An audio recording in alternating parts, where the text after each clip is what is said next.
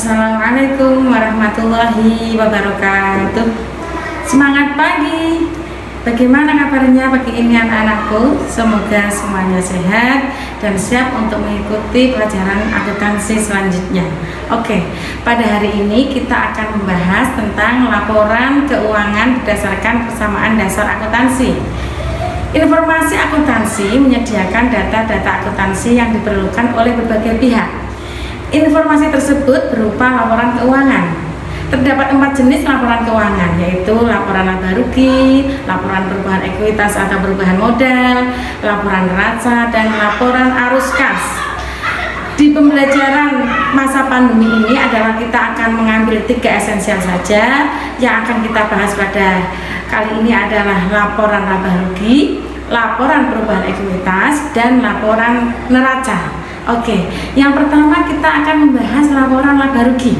Laporan laba rugi adalah laporan yang berisi ikhtisar pendapatan dan beban selama periode tertentu. Pendapatan adalah nilai penjualan barang dan jasa. Beban adalah pengorbanan yang dapat dinilai dengan uang untuk memperoleh pendapatan. Untuk mengetahui apakah usaha kita itu mengalami laba atau rugi, maka dapat membandingkan antara jumlah pendapatan dan jumlah beban. Jika pendapatan lebih besar daripada beban yang kita keluarkan, maka perusahaan akan mengalami laba. Apabila sebaliknya, beban lebih besar daripada pendapatan yang kita peroleh, maka perusahaan berarti mengalami rugi. Oke, selanjutnya kita langsung pada contoh saja ya. Kita lanjutkan untuk membuat laporan keuangan yang berupa laporan laba rugi dari perusahaannya Oves Raffi. Untuk kita menyusun laporan laba rugi, maka kita akan mendapatkan datanya, memperoleh datanya dari persamaan dasar akuntansi. Kemarin kita sudah membuat persamaan dasar akuntansi dari Raffi Oves. Kita lanjutkan untuk membuat laporan keuangannya juga dari Raffi Oves.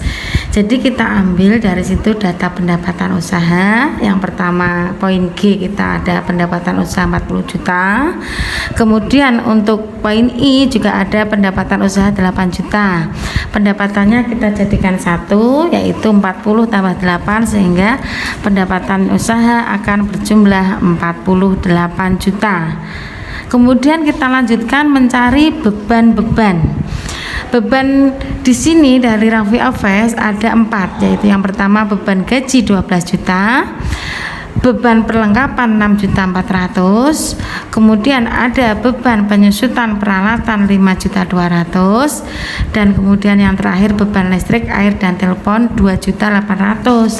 Sehingga kita jadikan di sini 1 beban gaji, beban perlengkapan, beban penyusutan, beban listrik, air, dan telepon dijumlahkan menjadi 26.400.000. Sehingga untuk mendapatkan laba, maka pendapatan kita kurangi dengan jumlah beban, sehingga akan ditemukan laba bersih sebesar 21.600.000. Datanya dari mana? 48 juta dikurangi 26.400.000.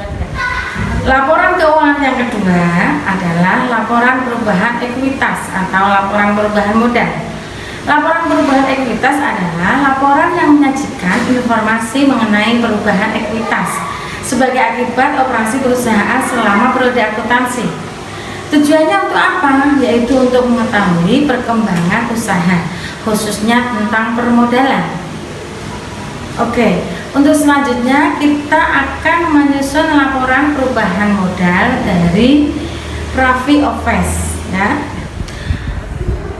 Untuk mendapatkan laporan perusahaan ekuitas, maka kita peroleh dari persamaan dasar akuntansi.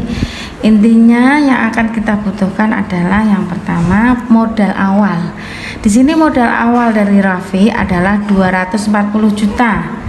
Setelah itu kita tambahkan tadi adalah labanya. Jadi modal awal ditambah laba bersih tadi 21.600.000. Kemudian dikurangi prive. Privenya mana ini? Prive dari Tuan Raffi adalah 12 juta.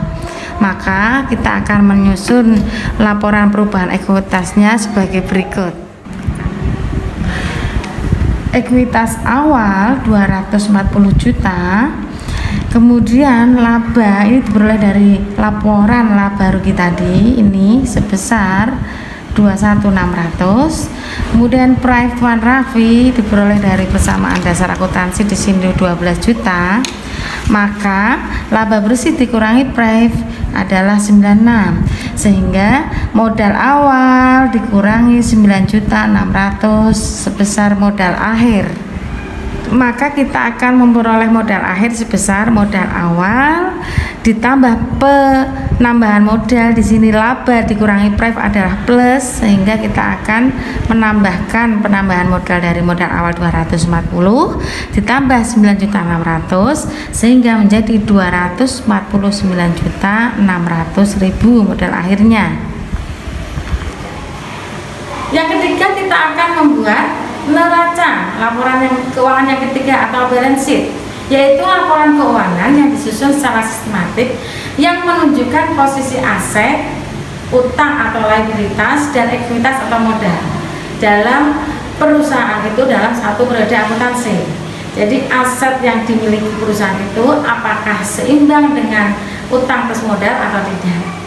Untuk selanjutnya, mari kita membuat laporan neraca dari perusahaan Raffi Office. Untuk kita menyusun laporan neraca adalah dengan mengambil data dari jumlah aset sebelah kiri, nanti ditaruhnya di sini neraca, nanti di sini jumlah aset itu sama dengan utang plus modal atau utang plus ekuitas di sini.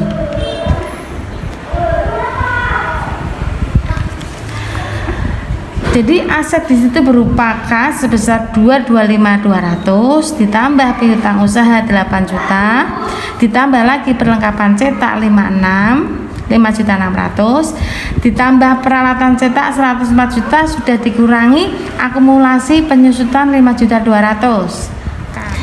Kas sebesar 225.200.000, kemudian piutang usaha 8 juta, perlengkapan 5.600.000, kemudian peralatan cetak sudah dikurangi akumulasi menjadi 98.800, sehingga akan kita jumlahkan di sini bahwa total aset adalah 337.600 rupiah. Sekarang kita akan memperoleh utang dan ekuitas dari mana?